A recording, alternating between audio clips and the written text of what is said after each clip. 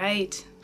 So I am thankful for many things, but during this COVID pandemic, I am especially thankful that God uses all things for good.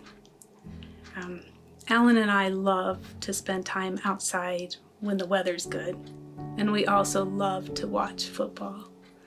So with this in mind, we undertook this huge project to transform our backyard into an outdoor family room. We laid 1,000 square feet of patio pavers, brought our big screen TV outside, and our vision was that come fall football season, we were going to put ribs on the Traeger grill, invite friends over, and just spend the whole day with friends, food, and football. But as we were finishing this project, we learned that football was postponed. So we were pretty disappointed. But that wasn't our only disappointment this year. We had spent a couple of months in Arizona and got back to La Grande in March. And we were so excited to come back to First Baptist Church and see people we hadn't seen in quite a while, reconnect in our small group. But as you remember, March was when the shutdown order came and we all had to stay home. First Baptist Church moved to live streaming. And that was great, but it's not the same. For me, church is like going to the gas station. It fills me up with joy and it gives me the strength to do this crazy world during the week.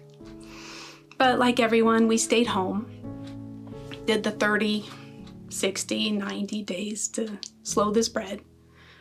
But then in June, we hear that the church is going to regather. And I am so excited because it's been 6 months since I've been to this church by this point. And as the week moves on and we get closer to Sunday, my anticipation just grows. And then we get the email that says regathering service has been canceled. And I was devastated. But more than that, I was just angry. And I didn't even turn on live stream that week or for a couple of weeks after that. And I would just pray or complain to God, this is not right. I do not agree with this. I'm just being honest. I mean, we're all sinners and fall short, right? But God has got a lot of work to do when it comes to my heart. But He is faithful, and He did work on my heart. And eventually my prayer was, okay, Lord, you're allowing COVID. I don't need to know why. I will stop complaining and telling you how I think it should be done, and I will listen. So what is it you want me to know? And that still small voice that becomes a thought in your head said, you know that space you thought you were creating for football? Would you use it for me? And I said, yes, Lord. What do you want me to do? And I thought of a couple people and I called them up and said, I think that we can show live stream outside on Sunday. Do you want to join us? And I came and talked to Pastor Mark and said, we have the space. We can socially distance. We can follow the rules.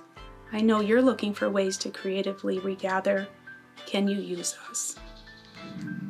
And the church office referred some people to us, and Alan and I would see people in the store that we hadn't seen for a long time, and we'd eventually start talking about church, and we'd say, we're gathering in our backyard. Do you want to join us? And then people just started calling me and saying, we hear you're doing this thing on Sunday. Do you have room? And so July 12th, God's Patio Church was born. And in the 4+ months we've been doing this, we've had 50 different people join us, but there has never been the same exact group of people any Sunday since then. And almost a quarter of them have never called First Baptist Church their church home. So it's been a tremendous outreach. But more than that, on a personal note, there is something extraordinarily special about sitting outside on a warm summer Sunday morning with live stream on the TV and birds chirping in the bushes and frogs croaking and dogs barking, but there are 20 people around me singing praise to God, and I just sit there and soak it up and God fills me with joy.